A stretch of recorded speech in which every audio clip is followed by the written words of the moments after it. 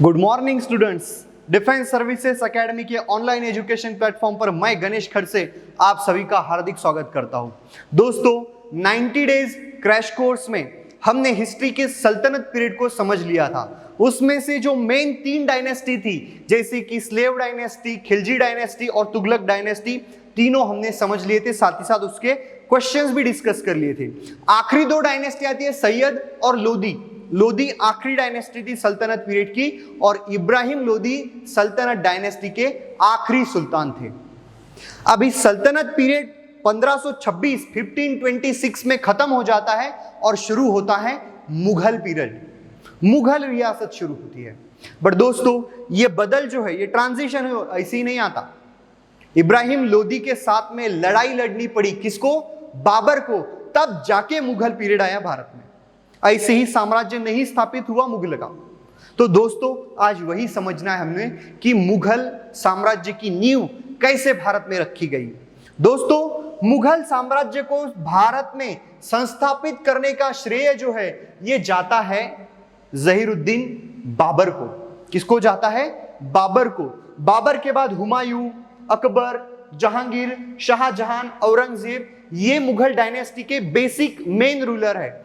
हालांकि 18 से भी ज्यादा रूलर है मुगल डायनेस्टी में, बट उसमें सबसे ज्यादा ये इंपॉर्टेंट है। तो आज हम इन्हीं की चर्चा करेंगे।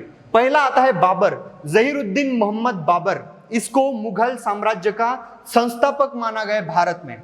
तो दोस्तों वो कौन सी बैटल थी जिसके जरिए बाबर ने भारत में मुगल साम्राज्य को संस्थापित किया था? वो बैटल थी फर्स्ट बैटल ऑफ पानीपत। किसके साथ लड़ी थी? इब्राहिम लोदी के साथ में, और लोदी को उसने हरा दिया था। अभी दोस्तों अगर देखा जाए तो बाबर के पास में 20,000 से ज्यादा सैनिक नहीं थे और इब्राहिम लोदी के पास 80,000 से ज्यादा सैनिक थे। बट बाबर ने अपना दिमाग चलाया।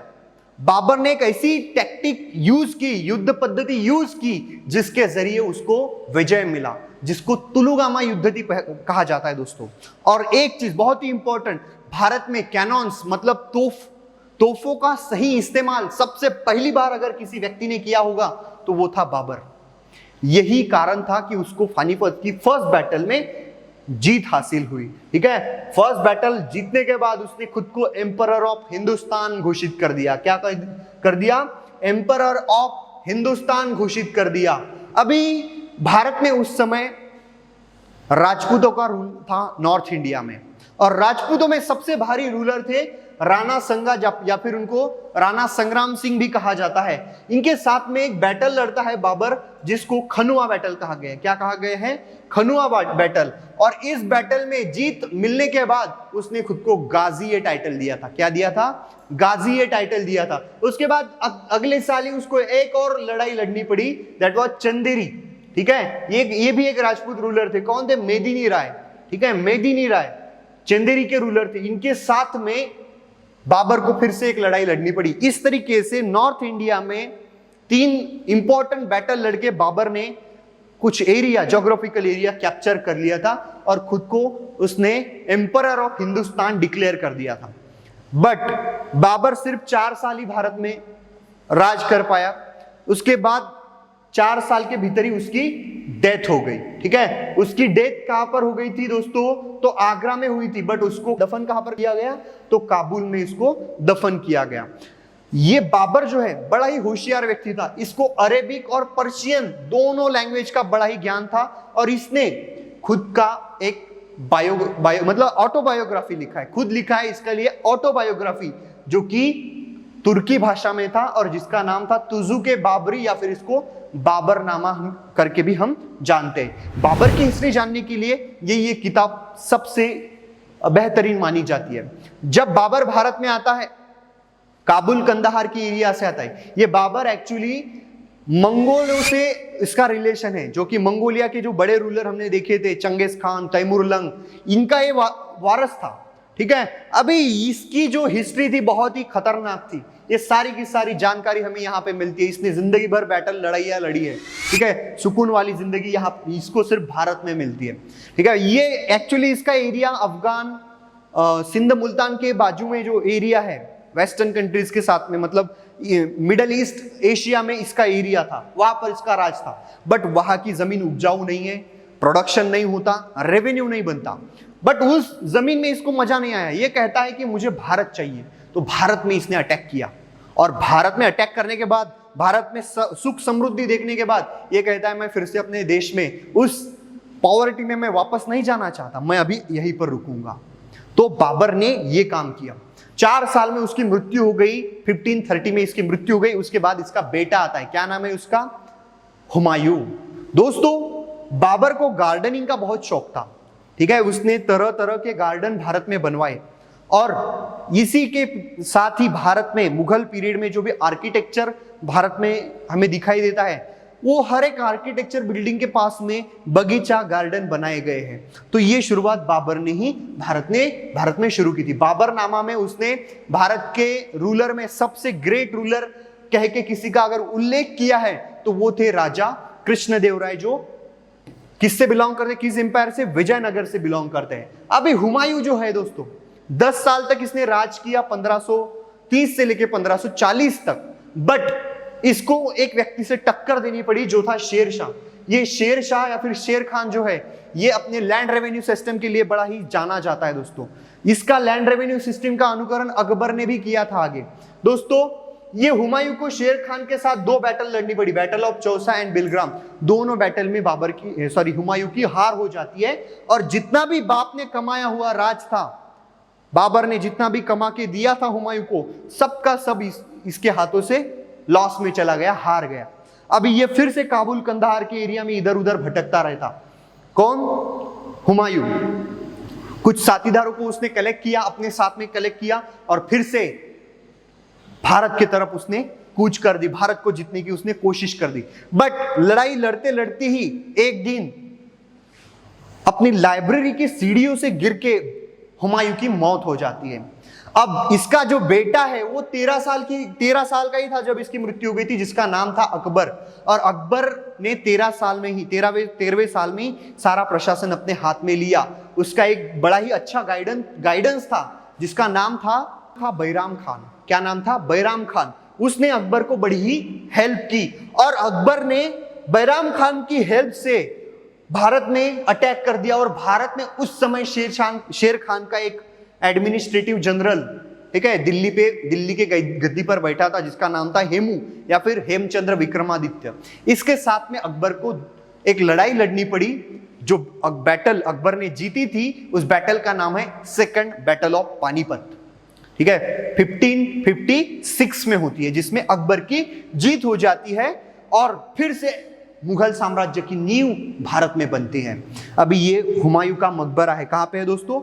दिल्ली में है, ठीक है। अकबर के पीरियड में क्या होता है जरा ये भी हम देख लेते हैं, क्योंकि अकबर ने पूरे भारत के कल्चर, ट्रेडिशन, रिलीजन को एकत्रित लाके एक नेशन बनाने की कोशिश की थी, और इसीलिए इसको दी ग्रेट अकबर के नाम से जाना जाता है, ठीक है दोस्तों। तो अकबर के काम जो है ये बड़े ही अच्छे काम थे, उनके बारे में अभी हमें जानकारी लेनी है दोस्तों। अकबर ने लैंड रेवेन्यू सिस्टम में बहुत ही अच्छा कारगर काम किया था। उसने साउथ इंडिया में भी एरिया जीता था, खानदेश का, महाराष्ट्र के खानदेश का एरिया जब जीता उसने, तब उसने फतेहपुर सिकरी नामक जो शहर बसाया था, वहां पर ये बुलंद दरवाजा बनाया। किस जीत की वजह से? खानदेश की जीत की वजह से। Akbar married the Rajput princess the daughter of Raja Bharmal, that is Jodha Bai. Matrimonial relation बनाए अकबर ने, सबको साथ में लाने की कोशिश की। सबके साथ अगर अच्छे संबंध है तो वॉर नहीं होगी, पीस ही पीस होगी, और अच्छे काम कर सकेंगे। ये फंडा अपनाया अकबर ने, ठीक है। और एक रूलर था, मेवाड़ के ही रूलर थे, जिसके साथ में अकबर की बनती नहीं थी, ठीक है, और वो रूलर थे महाराणा प्रताप। इनके साथ में हल्दी घाटी में एक लड़ाई होती है 1576 में, जिसमें महाराणा प्रताप जीत जाते हैं, बट बहुत उनका नुकसान भी हो जाता है। लेकिन आखिरी दम तक महाराणा प्रताप ने हार नहीं मानी और घुटने नहीं टेके। अभी दोस्तों, अकबर ने पिलग्रिम टैक्स और जिजिया नॉन मुस्लिम्स को देना पड़ता था, मतलब अदर देन मुस्लिम जो भी है उनको टैक्स देना पड़ता था। पिलग्रिम टैक्स मतलब अगर कोई यात्रा के लिए जाना है, 4 धाम की यात्रा के लिए, तो आपको टैक्स देना पड़ता था। ये सारे के सारे टैक्स उसने एबॉलिश कर दिए, बंद कर दिए, ठीक है दोस्तों। तो ये अकबर की तोंब है जो कि आगरा में है। दोस्तों इन 1775 अकबर बिल्ड इबादत खाना, फतेहपुर सिकरी में एक इमारत बनवाई उसने। उसको रिलीजन में बड़ा इंटरेस्ट था अकबर को, और उसने एक ध्यान में रखा कि लोग धर्म की वजह से झगड़ते हैं, तो क्यों ना सारे धर्मों को मिटाकर एक ही धर्म बनाया जाए। और उसने वही किया। इबादत खाना नाम की बिल्डिंग में सारे धर्म के स्कॉलर को बुलाया और वहां पर डिस्कशन करवाया, और सारे धर्मों में से अच्छी अच्छी चीजें मिलाकर एक तीसरा ही धर्म बनवाया, जिसका नाम मैं आगे बताऊंगा। ये वो इबादत खाना नाम की बिल्डिंग है जहां पर रिलीजियस डिस्कशन चलता था। और अकबर ने जो नया धर्म बनाया उसका नाम है दीन ए इलाही या फिर डिवाइन फेथ। कब बनाया था? 1582 में। बट अकबर के साथ ही अकबर का धर्म भी खत्म हो गया, ये इतना ज्यादा पॉपुलर नहीं हुआ। ये रिलीजन जो था ये एक गॉड की कंसेप्ट में, एक ही भगवान है, इस कंसेप्ट में बिलीव रखता था। अभी राजा टोडरमल के साथ में अकबर ने बहुत ही अच्छा लैंड रेवेन्यू सिस्टम इंट्रोड्यूस किया, जिसको क्या कहा जाता है? तो बंदोबस्त, ठीक है, जब्ती या फिर बंदोबस्त कहा जाता है। इसका मतलब क्या है? तो एक पर्टिकुलर जमीन की उपजाऊ क्षमता कितनी है, उसके लास्ट 5-6 साल में उसका एवरेज प्रोडक्शन कितना हुआ है, किसान के पास में कितने रिसोर्सेस है, ठीक है, जमीन की उपजाऊ क्षमता कितनी है, ये सारी चीजें देखकर एक पर्टिकुलर रेवेन्यू जो है, लैंड रेवेन्यू जो है, वो फिक्स किया जाता था, और उसी को ही बंदोबस्त सिस्टम कहा गया है। मिलिट्री में उसने मनसबदारी सिस्टम, मनसबदारी एक ओहदा है, एक पोस्ट है, ठीक है, एक पोस्ट है जिसको अकबर ने इंट्रोड्यूस किया था मनसबदारी सिस्टम को, ठीक है, रैंक है या फिर पोस्ट है। मनसबदारी में लोवेस्ट रैंक थी 10 की और हाईएस्ट रैंक थी 5000 की। ये 5000 वाली जो अपर रैंक है ये सिर्फ नोबल्स को मिलती थी, और जिसके साथ में अकबर के ब्लड रिलेशन है उसको 10,000 भी मनसबदारी मिलती थी। ठीक है दोस्तों, मनसबदारी में 2 प्रकार थे, जाट और सवार। ठीक है, Jat means personal and it's fix the personal status of the salary.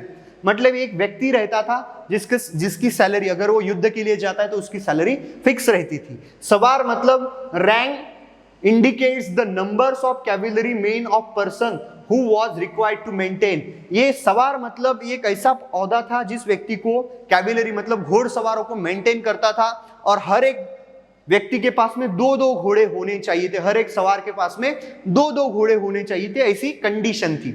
अभी अकबर का बेटा आता है जहांगीर। जहांगीर ने इतना अच्छा कुछ काम नहीं किया, बट इसके पीरियड में भारत में एक नई कलाकृति सामने आई, वो थी पेंटिंग। क्या थी दोस्तों? पेंटिंग के बहुत ही पिक पॉइंट हासिल किया है हुमायूं के पीरियड में भारत में। तो मैं पेंटिंग्स भी आपको दिखाऊंगा। इसने देखो, इसका एक बेटा था खुसरो, जहांगीर का एक बेटा था खुसरो। ये खुसरो ने अपने ही पिताजी के अगेंस्ट में वॉर छेड़ दिया था, और इसको सपोर्ट किसने किया था खुसरो को? तो वो किया था सिखों के 5वें गुरु अर्जुन देव ने। और यही बात को ध्यान रख के जहांगीर ने गुरु अर्जुन देव को मृत्यु की सजा दी, मृत्यु दंड दे दिया था। ठीक है, गुरु अर्जुन देव की हत्या की थी उसने। अभी दोस्तों नूरजहान, जहांगीर जो है नशे में धुत रहता था ऑल टाइम, तो उसका सारा का सारा एडमिनिस्ट्रेशन इस नूरजहान ने संभाला। ठीक है, ये वो पेंटिंग्स है दोस्तों जो कि शाहजहां के पीरियड में बनवाई गई। बहुत अच्छे अच्छे कलाकार उसके दरबार में थे। दोस्तों ये ऐसा पीरियड था शाहजहां और जहांगीर का, जिस पीरियड में भारत का ट्रेड यूरोप के साथ में बहुत ज्यादा पैमाने पर चलता था। अभी ट्रेड का मतलब है इकोनॉमी अच्छी बनी, और इकोनॉमी का इंपैक्ट हमें दिखता है आर्ट एंड आर्किटेक्चर में, और वही दिखा शाहजहां के पीरियड में। शाहजहां ने दिल्ली में रेड फोर्ट बनवाया, आगरा में ताजमहल बनवाया, ये तख्ते ताउस मयूर सिंहासन पूरा का पूरा सोने का था, इसको बनवाया। अच्छे अच्छे काम शाहजहां के पीरियड में आर्किटेक्चर के फील्ड में होते हैं। अभी लास्ट रूलर, इंपॉर्टेंट रूलर में से लास्ट रूलर है आलमगीर औरंगजेब। बहुत ही महत्वाकांक्षी और कट्टर सुन्नी मुसलमान था, और इसी की कट्टरता की वजह से ये लोगों में अनपॉपुलर है। दोस्तों इसके पीरियड में क्या होता है, तो अकबर ने जो भी ट्रेडिशन शुरू किए थे कि पिलग्रिम टैक्स को बंद किया जाए, जिजिया को बंद किया जाए, ठीक है, तो उस औरंगजेब ने इन दोनों टैक्स को फिर से शुरू किया था। झरोखा दर्शन, राजा हफ्ते में 1 दिन अपनी प्रजा को अपने महल से दर्शन देता था, इसी को झरोखा दर्शन का है। और ये झरोखा दर्शन औरंगजेब ने बंद करवाया। अकबर ने शुरू किया था, औरंगजेब ने बंद करवाया। कोर्ट में म्यूजिक बनाना, म्यूजिक जो है इस्लाम में हराम माना गया है, इसीलिए मुगल कोर्ट में म्यूजिक बजाना बंद कर दिया गया। साथ ही साथ दशहरा फेस्टिवल मनाना भी बंद कर दिया गया। रॉयल कोर्ट से एस्ट्रोनॉमर और एस्ट्रोलॉजर्स को भगा दिया गया। तो इस तरीके से कदम उठाए थे औरंगजेब ने। औरंगजेब ने फिर से एक सिख गुरु की हत्या की थी, जिसका नाम था 9th सिख गुरु तेज बहादुर। इनकी हत्या भी औरंगजेब ने की थी। इसके बारे में भी क्वेश्चन पूछा गया है। दोस्तों, औरंगजेब के लास्ट जिंदगी के आखिरी 25 साल उसने डेक्कन की रियासतें जैसे कि आदिल शाही, कुतुब शाही और मराठा रियासतों को जीतने की कोशिश में लगा दिए थे। दिल्ली छोड़कर वो दक्कन में इधर उधर भटकता रहा उन तीनों शाहियों को हराने के लिए। दोस्तों, औरंगजेब का सपना था पूरे भारत को जीतने का, बट आखिर तक वो सपना पूरा नहीं हो पाया। आदिल शाही और कुतुब शाही तो 2 साल में उसने जीत ली, बट मराठा पावर ने, मराठा रियासत ने ऐसी टक्कर दी मुगलों को कि औरंगजेब की मृत्यु हो गई, लेकिन फिर भी वो मराठाओं को जीत नहीं पाया। और खुलताबाद, औरंगाबाद के पास में खुलताबाद नामक जगह है, ये वहां पर औरंगजेब की तोंब है, यहां पर उसको दफनाया गया दोस्तों। ठीक है, पिलग्रिम और जिजिया उसने एबॉलिश करवाया था। अभी कुछ क्वेश्चंस हम डिस्कस करेंगे मुगल पीरियड के बारे में। The question first, which of the following Mughal emperor spent greater part of हिंद रीजन टू ओवरथ्रो, सॉरी ये हिज है, his reign to overthrow the Deccan kingdom. दक्कनी रियासतों को हराने के लिए किसने अपने जिंदगी के आखिरी साल बिता दिए? तो ऑप्शन है औरंगजेब। 25 साल वहां पर उसने बैटल लड़ी, बट कुछ हासिल नहीं हुआ। डी जो है ये हमारा ऑप्शन बनेगा।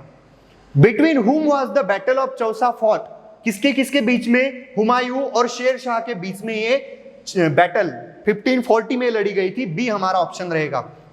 During Aurangzeb range whose duty was to see that people lived in accordance with the sharia। कट्टर मुसलमान था औरंगजेब। ठीक है, औरंगजेब ने अपने पीरियड में एक व्यक्ति ऐसा नियुक्त किया था कि तो वो व्यक्ति का काम रहेगा कि लोगों पर ध्यान दे कि लोग मुस्लिम कानून के अनुसार, मुस्लिम शरीयत के अनुसार जिंदगी जीते हैं कि नहीं, अनुपालन करते हैं कि नहीं, ये सारी चीजों को देखने के लिए, निरीक्षण करने के लिए एक व्यक्ति की नियुक्ति की थी औरंगजेब ने, वो था मुहतबीस। ठीक है, कौन था? मुहतबीस। तो सी हमारा ऑप्शन बनेगा दोस्तों। बिटवीन हुम was the battle of Khanua fort, Khanua battle किसके किसके बीच में हुई थी? बाबर और राणा संगा के बीच में हुई थी। अभी 5th नंबर का question, who among the following constructed Red Fort in Delhi, किसने कंस्ट्रक्ट किया था? तो वो क्या था? शाहजहां ने। दोस्तों, next question, who among the following was associated with the Mughal court as a physician to prince Dara Shukoh. Dara Shukoh ये जो था, ये शाहजहां का बड़ा बेटा था। शाहजहां के बाद यही दारा शुकोह जो है सम्राट बनने वाला था, बादशाह बनने वाला था, बट ये सेक्युलर टाइप का व्यक्ति था, धर्मनिरपेक्ष व्यक्ति था, और यही स्वभाव औरंगजेब को पसंद नहीं था। औरंगजेब ने अपने बाप को, खुद के बाप को भी जेल में डाल दिया और खुद के बड़े भाई की हत्या कर दी और खुद बादशाह बन गया। तो दारा शुकोह के लिए एक पर्सनल फिजिशियन मंगवाया गया था। कहां से दोस्तों? तो यूरोप से। उसका नाम था फ्रांसिस्को बर्नियर। मुगल रियासत बड़ी ही शानो शौकत और आराम वाली थी। डॉक्टर, फिजिशियन का मतलब होता है डॉक्टर। कहां से बुलवाया? भारत से नहीं, यूरोप से बुलवाया। फ्रांसिस्को बर्नियर, सी हमारा ऑप्शन रहेगा दोस्तों। Name the calligrapher of in Akbar's court who was honored with the title of Zarin Qalam और गोल्डन पेन। किसको जरीन कलम ये उपाधि दी गई थी, टाइटल दिया गया था? वो था मोहम्मद हुसैन। क्या नाम था दोस्तों? मोहम्मद हुसैन। तो सी हमारा ऑप्शन बनेगा। Who among the following was the author of Humayun नामा। देखो, बाबर ने अपनी खुद की ऑटोबायोग्राफी लिखी थी, बाबरनामा, बट हुमायूं के बारे में कोई रिकॉर्ड नहीं थी, उसकी कोई हिस्ट्री नहीं थी। अकबर ने अपने पीरियड में खुद की बायोग्राफी लिख ली थी। ठीक है, किसके हाथ से? अबुल फजल के हाथ से। अबुल फजल ने अकबरनामा लिखा है, जिसमें अकबर की हिस्ट्री आती है, बट अकबर के बाप की मतलब हुमायूं की कोई हिस्ट्री नहीं थी। तो अकबर ने एक काम किया, अपनी बुआ मतलब हुमायूं की बहन गुलबदन बेगम, इनको कहा कि आप मेरे पिताजी की हिस्ट्री लिखो। ठीक है, तो उसने बायोग्राफी लिखी। किसने? गुलबदन बेगम ने, हुमायूं नामा करके। तो हमारा ऑप्शन बन जाएगा सी। नेक्स्ट देखते हैं, the Mughal rule in India for 1.5 century effectively and gave political unity to the country in which of the following fields could they not succeed। ठीक है, एक फील्ड ऐसी है जिसमें वो अनसक्सेस हुए हैं। देखो, an efficient system of administration बिल्कुल बनाया था। पॉलिटिकल स्टेबिलिटी भी उनके पास में थी, 150 साल तक पॉलिटिकल स्टेबिलिटी थी। उसके बाद development of trade and industry, ये भी सक्सेसफुल हुआ था। बट दोस्तों डी नंबर का पॉइंट देखते हैं, establishment of a common culture and unification of all communities to become a homogeneous nation. ये जो ध्येय है, ये जो अचीवमेंट है, इसको हासिल करने में वो अनसक्सेस हुए। कौन? मुगल।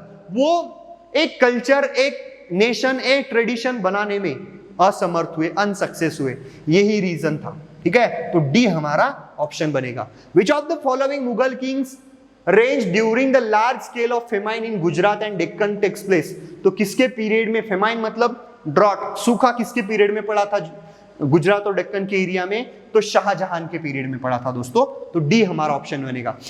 विच सिख गुरु वॉज एग्जीक्यूटेड बाय औरंगजेब। तो तेग बहादुर जी की हत्या की थी औरंगजेब ने। Akbar had constructed several forts which did not include the one. 3 बनाए हैं अकबर में, बट एक नहीं बनाया, तो कौन सा है वो? तो दिल्ली का रेड फोर्ट। बी हमारा ऑप्शन बनेगा। ठीक है, among which of the following options Sher Shah was well known. Sher Shah जो था ये वेल नोन, प्रसिद्ध था किस चीज के लिए? तो लैंड रेवेन्यू सिस्टम के लिए। इसकी लैंड रेवेन्यू सिस्टम बहुत अच्छी थी और इसी का अनुकरण किसने किया है? अकबर और राजा टोडरमल ने किया था। लैंड रेवेन्यू सिस्टम बहुत जबरदस्त थी। Who was the head of the military department of Akbar. Akbar के मिलिट्री डिपार्टमेंट का हेड का नाम क्या था? तो मीर बख्शी था दोस्तों। ए हमारा ऑप्शन बनेगा। Was mentioned in the book by Abul फजल। अबुल फजल ने अकबरनामा लिखा है और इस अकबरनामा में एक नए खंड के शोध का जिक्र आता है और वो है डिस्कवरी ऑफ अमेरिका। कब लगती है? 1492 में अमेरिका का शोध लगा है और उसके बाद में अबुल फजल ने अकबरनामा लिखा है। तो ये अमेरिका नाम का एक नया खंड, नई भूमि सामने आई है, इसका जिक्र अबुल फजल अकबरनामा में करते हैं। तो ये ए हमारा ऑप्शन बनेगा। The first Indian Hindi scholar of Mughal period was Malik Muhammad Jayasi. दोस्तों आपने पद्मावत नाम की मूवी देखी है? इस पद्मावत मूवी जो थी, ठीक है, ये मूवी एक स्टोरी के आधार पर बनाई गई है और वो हिंदी स्टोरी थी जिसका नाम भी पद्मावती था और वो लिखी थी मलिक मोहम्मद जायसी ने अकबर के पीरियड में। तो ये फर्स्ट इंडियन हिंदी स्कॉलर थे मलिक मोहम्मद जायसी। यही हमारा आंसर बनेगा ए। हु सेड हनुज दिल्ली दूर अस्त। इसका मतलब होता है कि दिल्ली अभी दूर है। ये फ्रेज है दोस्तों एक्चुअली, ठीक है, कॉमनली हम यूज करते हैं। तो सबसे पहली बार इस फ्रेज का इस्तेमाल किसने किया था? तो वो थे निजामुद्दीन औलिया। ठीक है, तो ए हमारा यहां पर ऑप्शन बनेगा। Who brought the famous Persian painter name Khwaja Abdus Samad to India. एक पेंटर को एक मुगल बादशाह ने पर्शिया से भारत में लाया था और वो पेंटर का नाम था ख्वाजा अब्दुस समद। तो किसने लाया था उसको? तो उसको लाया था हुमायूं ने। तो ए हमारा यहां पर आंसर बनेगा दोस्तों। अभी नेक्स्ट क्वेश्चन देखते हैं। Which one of the following sequence represents the correct chronological order. ये मराठा पीरियड से रिलेटेड क्वेश्चन है बट आप इजीली इसको सॉल्व कर पाओगे। बी जो है यहां पर आंसर बनेगा। शाहजी राजे, शिवाजी महाराज, संभाजी महाराज और फिर राजा राम महाराज, ये करेक्ट क्रोनोलॉजिकल ऑर्डर बनेगा। तो बी जो है आंसर बनेगा हमारा यहां पर। Tulsidas composed his Ramcharitmanas during the range of Akbar. Tulsidas किसके पीरियड में हुए थे? अकबर के। और रामचरितमानस उन्होंने रचना किसके पीरियड में की थी? अकबर के ही। Sakhi, Sabad and Ramaini were the Ramaini were the notable work of. ये एक सूफी संत, सॉरी सूफी नहीं कह सकते, एक संत के जरिए लिखी गई कुछ रचनाएं हैं। ठीक है, वो संत कौन से है? तो वो संत थे संत कबीर। सी हमारा ऑप्शन बनेगा। दोस्तों कबीर ने ये तो काम किए बट कबीर सबसे ज्यादा अच्छे जाने जाते हैं उनके दोहों के लिए। दोहे, कबीर के दोहे बड़े ही पॉपुलर है दोस्तों। तो सी हमारा ऑप्शन बनेगा दोस्तों यहां पर। ठीक है, अभी 21 नंबर का question, assertion. Babar won the first battle of Panipat. क्यों? रीजन दिया गया है, Babar was the first to introduce use of cannon in India. ठीक है, कैनॉन का सही इस्तेमाल किया इसीलिए वो फर्स्ट बैटल जीत गया, फर्स्ट बैटल ऑफ पानीपत। तो ये जो है दोनों स्टेटमेंट यहां पर सही है। तो हमारा ऑप्शन बन जाएगा दोस्तों यहां पर both A and R true and R is the correct explanation of A. बिल्कुल सही है। तो ए जो है ये हमारा आंसर बनेगा। बीबी का मकबरा वॉज बिल्ड बाय। किसने बनवाया है और कहां पर है बीबी का मकबरा? तो औरंगाबाद में दोस्तों। किसने बनवाया है? तो औरंगजेब ने बनवाया है। तो डी हमारा ऑप्शन बनेगा। इस तरीके से बहुत सारे इंपॉर्टेंट क्वेश्चंस हमने डिस्कस कर लिए हैं। साथ ही मैं कुछ होमवर्क आपको घर पे दूंगा। एक क्वेश्चन बैंक 50 क्वेश्चन की आपको सॉल्व करनी है, जिसके आंसर की भी आपको भेजी जाएगी। तो टैली करते रहना दोस्तों कि मेरा कौन सा आंसर सही है, कौन सा गलत है, तभी जाके आप पूरा इस्तेमाल अच्छे तरीके से समझ पाओगे हिस्ट्री को। तो दोस्तों आज के लिए मैं यहीं पर रुकता हूँ। Thank you.